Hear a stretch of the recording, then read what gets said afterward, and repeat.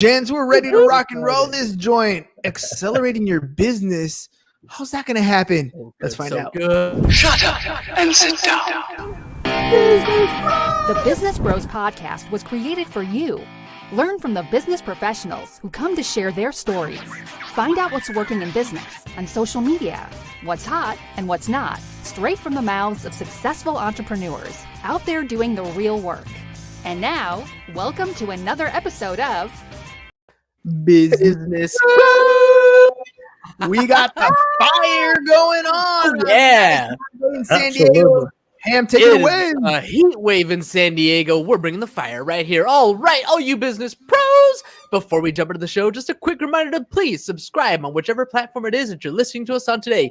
Give us a like, give us a follow, subscribe, and drop a review, and help other like-minded business owners find value from our awesome guests while we rise up in the podcast rankings. And if you want to be a guest on the show, I missed that last part, we will really appreciate it. And if you want to be a guest on the show, we'd love to have you on and learn from you as well. Go to www.businessbros.biz/podcast guest. Schedule your time slot. Don't forget to follow us on all our social media at Business Bros Pod.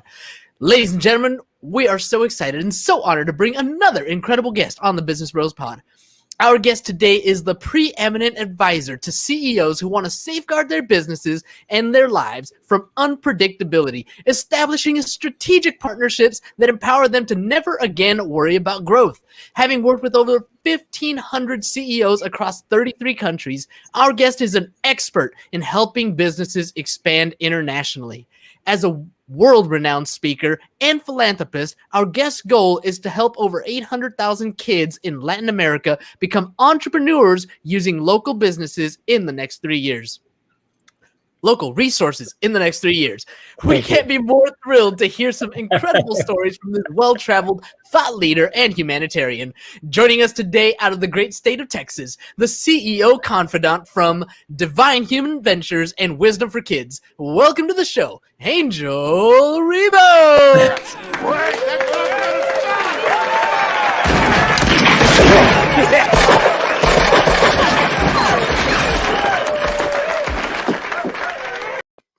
All right, Well Angel. done, well done. Thank you so much. This has been probably one of the most amazing introductions ever in my life. Thank you so much for being who you are, guys. Thank you.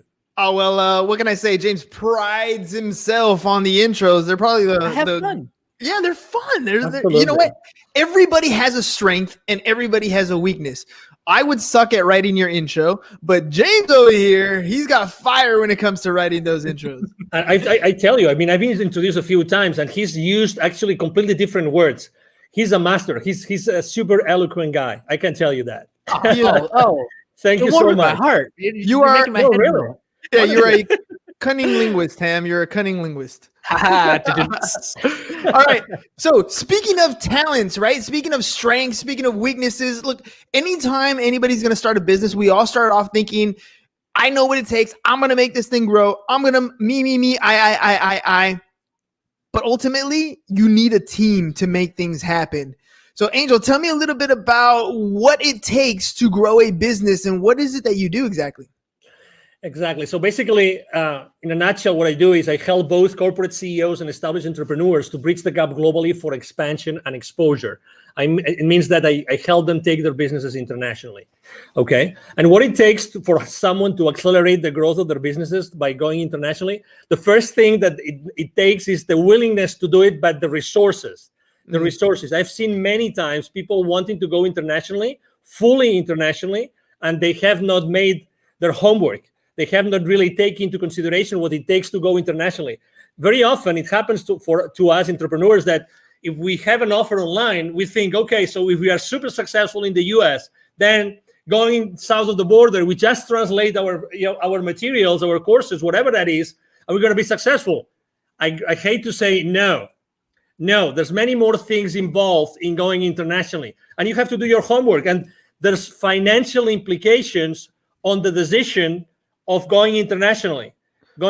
So you have to consider those implications. let's hover here for a second, because we live in an age where the World Wide Web has literally shrunk the planet. We can have international quote unquote business going on from the living room or your basement or wherever you're talking about. So let's hone in on that. What do you mean when you're talking about growing internationally? Yes, so that's true. You can run your business from your home, and you have the worldwide, web, and you can go everywhere. But every single potential client in every single country, geography, culture thinks differently. You have to embrace, you have to acknowledge that, and you have to really know what is going to drive a potential sale from another country.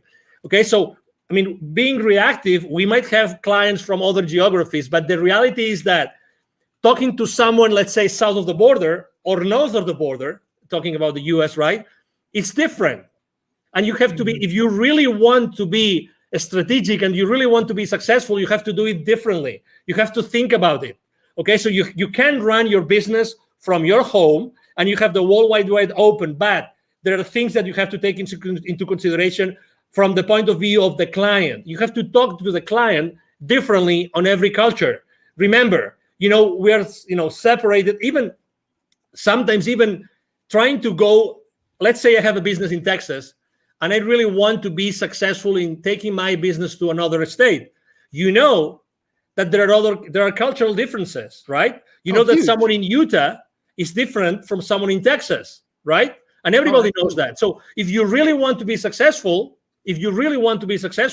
does it make sense to consider the differences between selling in Utah and selling in Texas? Of course it does. And you spoke about in the introduction, you actually mentioned something, which is, are you partnering with the right people? Probably if you want to go international, or even, as I said before, to another state, what about partnering up with someone who's already there, who is already aware of those differences, that can help you be more effective in conducting business in that area? And this is very often a blind spot that people forget. So, okay, it's easy to run your business from your home, but be mindful, be aware of the differences. What kind of differences should we be looking for when we're first starting out? Because there are so many. I mean, like you said, there's cultural differences, there's currency differences, there's tax treatments. I mean, there's all kinds of things that we can think about when we're talking about those differences. But what are some of the first things that we should kind of pay attention to? So that's why go step by step. I mean, going internationally right out of the gate, I don't think is the right thing to do, unless you only go internationally to a specific area because you know that there's a need for that there, and you know that the people there are going to buy from you. Unless that's the case, it's scaling up by accelerating the growth of your business by going international. It means that you have already had to establish your business somehow. That's very important. Okay, so initially, I don't recommend anybody doing that unless, again, that's going to be your number one strategy. So if that's your number one strategy, you have to really know what these people want. Okay, the people in this area, what do they want? So you have to really speak with these people over there. Sometimes, we tend to think, oh, it's extremely difficult. No, it's very easy. Reach out. There's social media again, and you can go in social media and you can start talking to people who live in that area. It's really simple. There's something in the entrepreneurial world, in the startup world, there's something called a minimum viable product. You've probably heard this thousands of times, right? Mm-hmm. So when you start your business, you probably have a minimum viable product or service that you want to offer to your audience, right? So the first thing you have to do is, if you want to go international, start talking to your audience about what you want to do. And I start asking them, hey, if I was to launch this product, sell it there, or this service, would you be willing to buy from me? And what would be the kind of service or product that you would buy from me, in that particular, area of expertise that I have? So that's the first thing. Talk to your market early on your business strategy. And sometimes, and I think that's probably, we are all to blame, for this, which is we try to be perfectionists. We try to be like, we have all the responses, all the answers before we do anything else. There's one business mantra. There's one mantra I use with every single one of my clients. I've been using for the last 5 years since I started my own business, which is take imperfect action now. take imperfect action now. Hey, don't worry about anything else.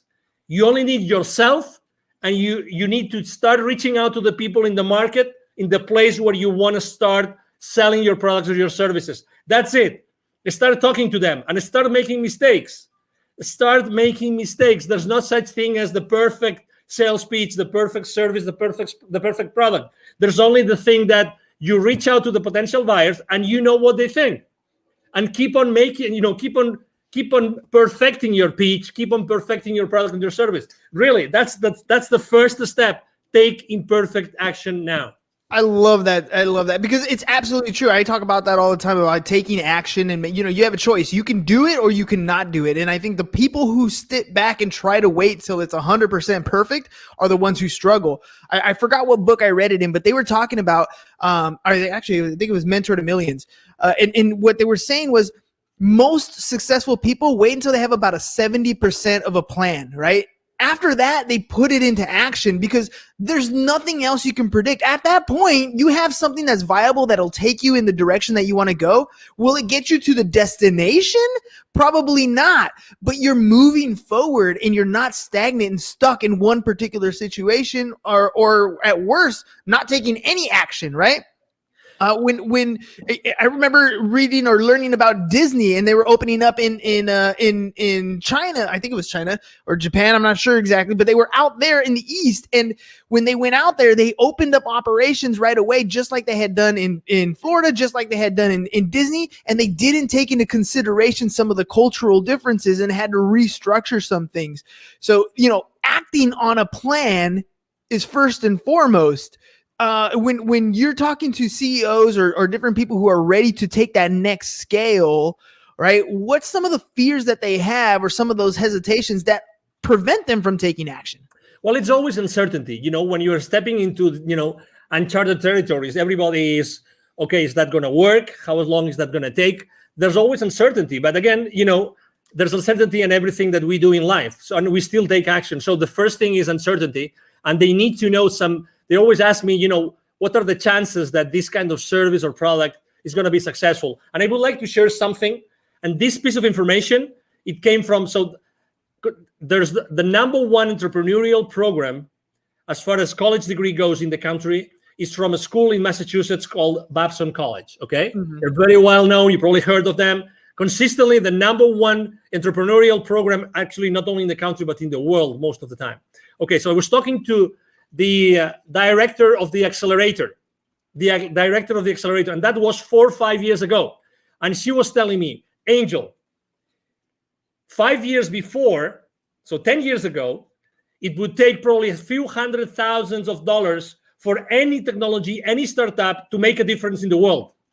I'm talking about 5 years ago. Today, 5 years ago, only $15,000 to $20,000 was the amount of money that some startups had as a seed money to start disrupting the world. The point I'm trying to make is more and more often we see that the amount of money needed to make a difference in the world is lower and lower, is smaller and smaller. So what's the difference? The difference is that today there's so much technology out there that we can scale up any service or any product in the market like fast, like really, really, really fast. So again, going back to the same thing, take imperfect action now. Take imperfect action now. You really don't need so much time or so much money. What you need to do is to make sure that you start proof testing your value proposition, your product or your service in the market as soon as possible. So you can start burning, those early stages, and you can start, perfecting your product and your service. And you realize that, and you eventually see, you see the future with a level of uncertainty which is much higher. Again, to your question, it's uncertainty, but how do we lower the level of uncertainty? It's just by taking action, by start connecting with the market and start exposing our value proposition in the market. You have a ton of energy, and I love that because Thank you know you. when people come on the show, it's not always as exciting when the other person doesn't have energy, but that Thank you. fuel comes from somewhere, right? Yeah. Why did you get into this particular space? I mean, it sounds like Thank you're you. ready to take on business and scale things at your own rate, and yet you took Thank a you. different approach. Why that approach? Why what you're doing? Why is it what you're doing gives you so much energy? Well, probably because, well, number one, I would say first of all, because of my father, probably because my father is a super positive guy. Extreme. I mean, back in Spain, he's right now 80 years old. He's going to be 81 this year, alive and kicking. He's still working on business. He's always been like that model for me, like always super positive. He's made a lot of he's set up and grown a lot of businesses, both nationally and internationally. He's made a lot of mistakes, but you know what? He was always in that mood, always. And every time he was being asked, he was always, his first statement, he was always, I am so blessed that I have been able to help these hundreds of families, these hundreds of people with the families behind them. And that's the legacy. That's his legacy. So I think that this, flame that I have inside of me is because I really like to share my experience with people. And I was born to do this. I was born to, I mean, originally, both my mom and my dad come from very humble origins, really humble origins. Still my family has a ranch in the north of Spain. That's where we come from, the Rebel family, but that doesn't mean that I couldn't do many other things. So I always had this flame inside of me of leaving a legacy, of teaching others. I love teaching. I love training. I love sharing my experiences. That's why I'm so involved with the local community here in Dallas. I'm invited to, the startup weeks, startup weekends. I'm invited to be jury sometimes. I'm very involved with business incubators and accelerators here, just because I like to share. I like to share, and it's a decision. It's a decision.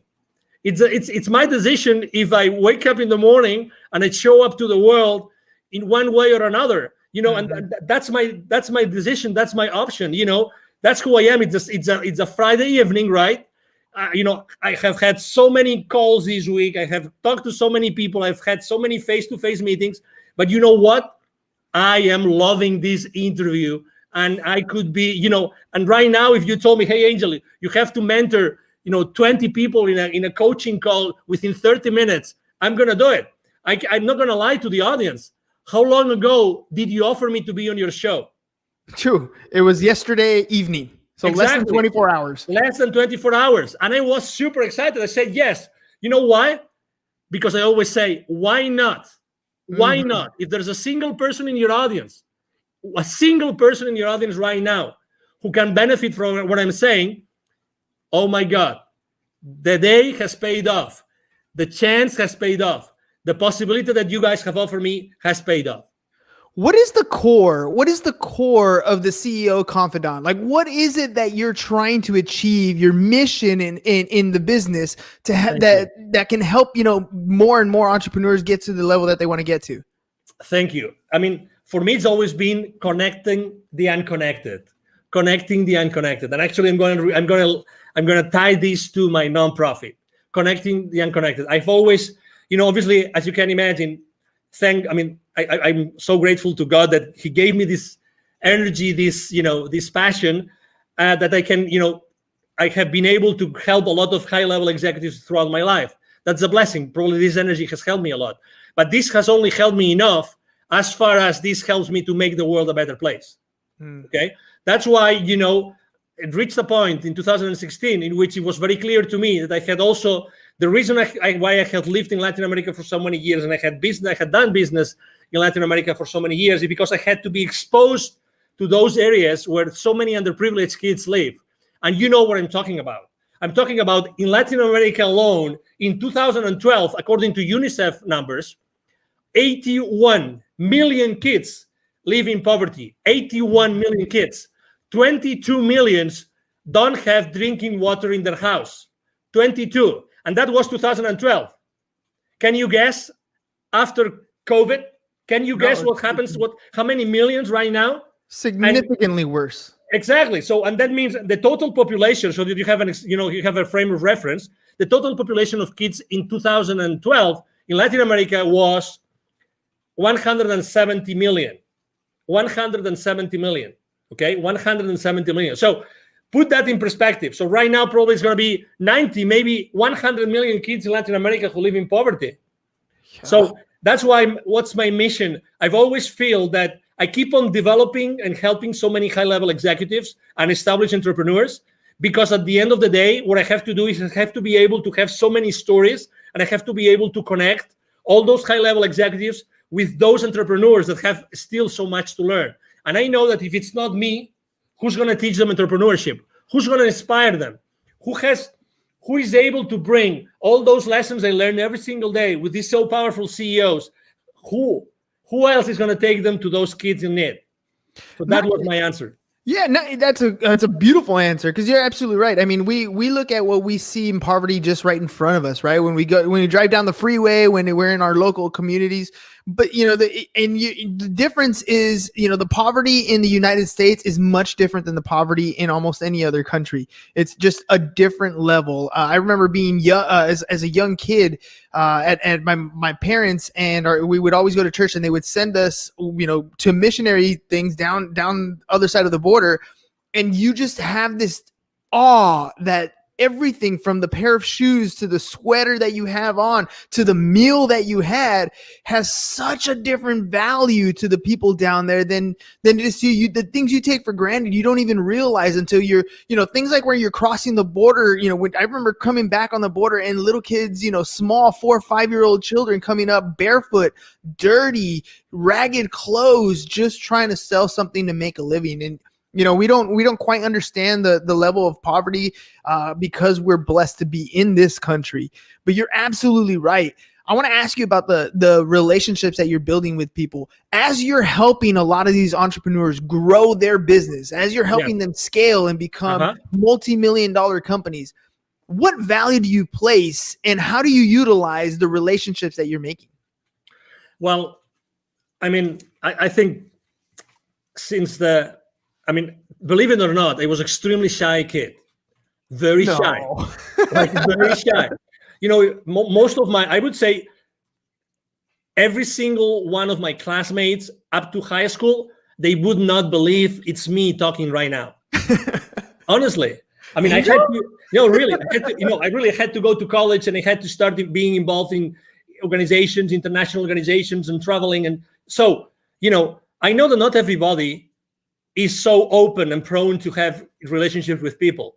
But again, you don't have to be, someone like me, so, extroverted like me. It's just I think that the most important thing is that you are yourself and you keep the relationship honest and humble. Mm-hmm. Honest and humble, and from that point, I like to use, gratitude, humility, and acceptance as 3 of my top values that I like to share this with my team all the time when we have our weekly meetings and when we have our one-on-ones. Gratitude, humility, and acceptance are 3 very big values for me. So I think that those values help you a lot to develop those relationships. And out from those relationships, it's like, as you know, I'm very active on LinkedIn, and I have very, very large following and very active there. I post every single day, large high engagement from my audience. And it's the same thing when I start relationships with people in there that they don't know me of anything. I start from a very humble way. I'm not the guy that's going to send you 5 consecutive messages as soon as I say accept. I'm not that kind of guy. My connecting message has 1 sentence, only 1, and I don't send a second message. You just wait. Yeah, I just wait, and whenever it's good, and I think I have some value to offer to that person, as if it was you, then I say, hey, as I know that you do this, I think that you might be interested in having this information I just got from someone else. Again, partnering up with, giving the value that someone might need, and if they say I don't need it, that's okay, and that's fine. That's why a value download on people. I don't really believe in downloading things on people that they don't really need. So that's why I always keep my connections online as much human as possible. And when I left corporate America, I had like 800 connections. Right now, I have almost 27,000. Well, let me ask you about that, because you said, when you were younger, you were an introvert, and now you're very extroverted.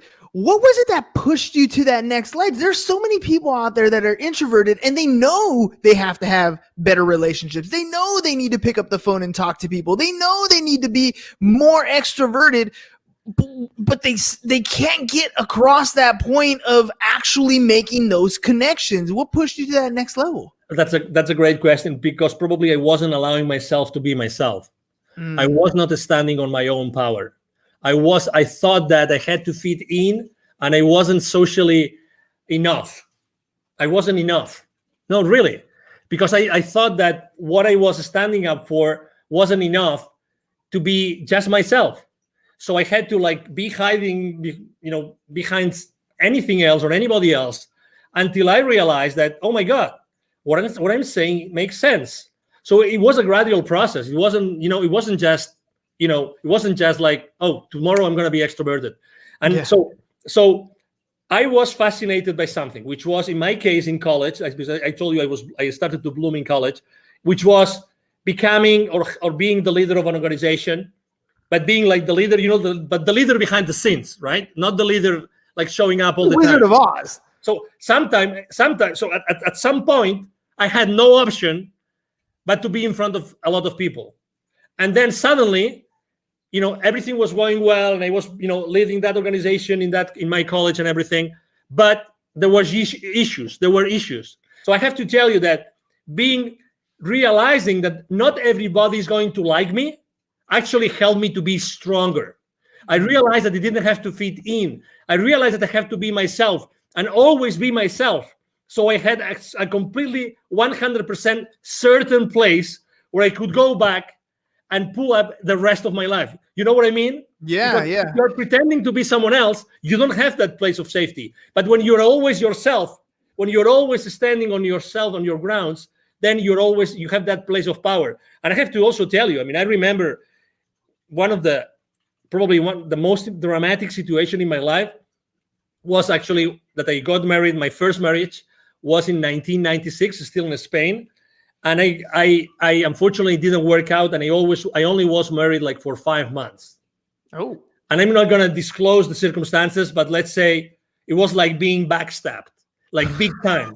And I got married with my college sweetheart. Oh, come on. Now you're leaving all the meat on the bone here. Now we gotta know what's going on. No, but let me tell you, I remember as if it was now. I had to drive back. When I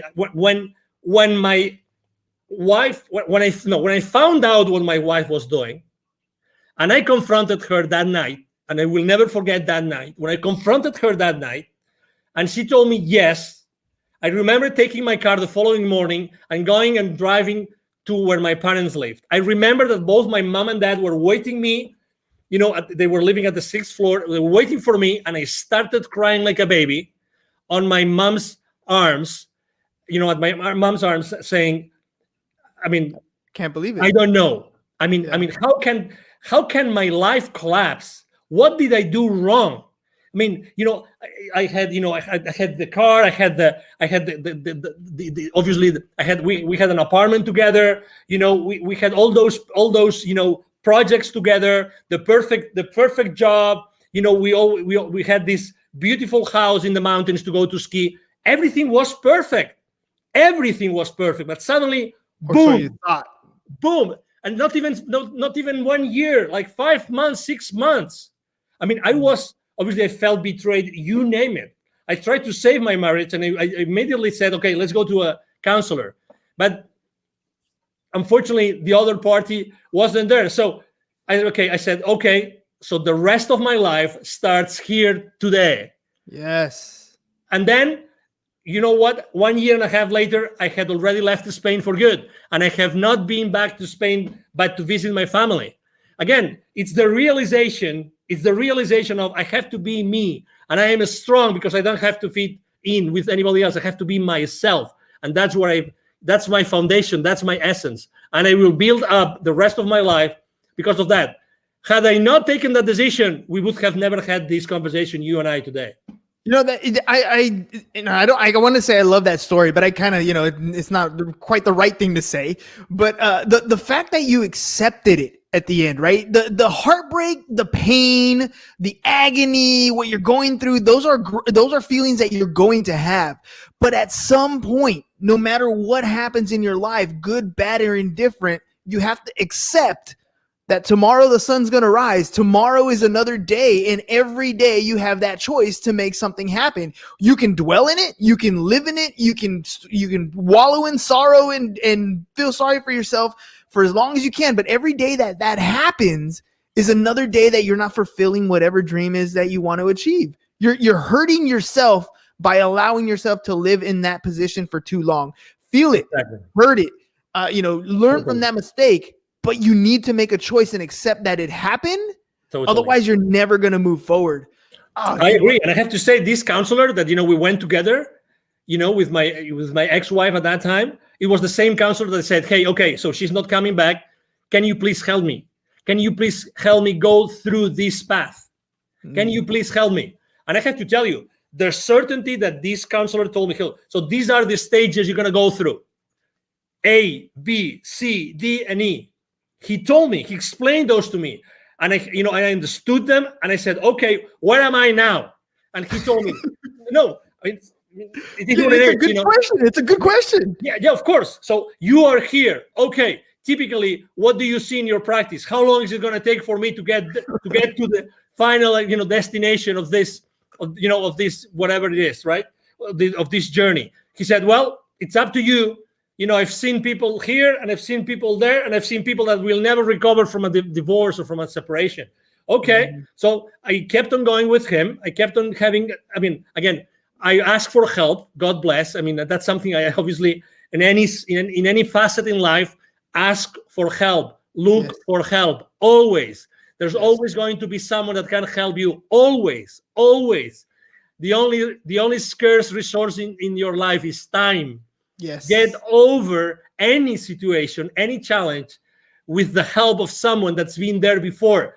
Do that. Don't hesitate. It doesn't matter. Money comes and goes. Do that. And oh my God, after 6 months of my separation, guess what? Guess who came after one of my, I just finished one of my swimming practices. I love swimming. Guess who came to say, I would like to come back together? Who was it? I'm not going to say, but you know the story, right? You know the story. And I said, unfortunately not. I don't want this to happen in the future when we already have children. I don't want that for my life. Decision made. Imperfect decision. Don't know what the outcome was going to be, but you weren't going to do it again. No. Oh man, Angel, that's, I love that, the whole idea of time scarcity, right? You only have so much time in your life. And yes, ladies and gents, you're going to feel uncomfortable when you're going to make a decision. You're not going to know the outcome. It's going to be scary. It's going to feel weird, but do it anyways. Do it anyways, because there's only two types of regret that you're going to have when you're older. And one of the biggest ones, the worst ones, is when you're 98 years old and you are incapable and you're out of time to have that regret to worry about. So take the action. You might make a mistake and it's okay. There's always a way to correct, but take that action. Angel, before we head out, let our audience know if they want to work with you, how can they get a hold of you? Absolutely. The first thing is, it's very easy. Send me an email. I have a team behind me. We all work together. We will always respond to you. My email is very easy. My email address is angel@angelrebo.com. I'm going to spell it for you. ANGEL@ANGELRIB.com. That's the easiest way. If you want to know, what I do, what I stand for, you can go to LinkedIn, Angel Rebo, the CEO Confidant. And you will see me there every single day posting. I post a lot of personal stuff because I think it's important for everybody to know, what I think is important for me. And obviously, I would like to help you. And needless to say, thank you very much, guys, for being so kind with me and allowing me to be today on your show. Hey, man, thank you for coming on last minute. Thank you for sharing, being vulnerable. I honestly believe that some of these stories that we have in our life, some of the worst stories in our life, make the greatest connections with people. So thank you very much for sharing some of your worst times with us. I connected with you. I'm sure there's a lot of our listeners that connected with the same type of story. Thank you. All right, ladies and gents, it is Friday, but we'll be back because Monday's going to come right around the corner. So that's all we got for you guys today. Have a great and safe weekend. Peace. And we're out. Thank you for listening to the Business Bros Podcast. Are you looking to get more clients or to increase your income? Hernan, the business bro, can help you generate referrals through the power of podcasting. And James, the insurance bro with Pipeline Insurance, can help you effectively add insurance to your existing business. If you are ready to create wealth today and generational wealth for tomorrow, email businessbros@csfirst.com to schedule a free consultation or join the Business Bros Network, www.businessbros.biz.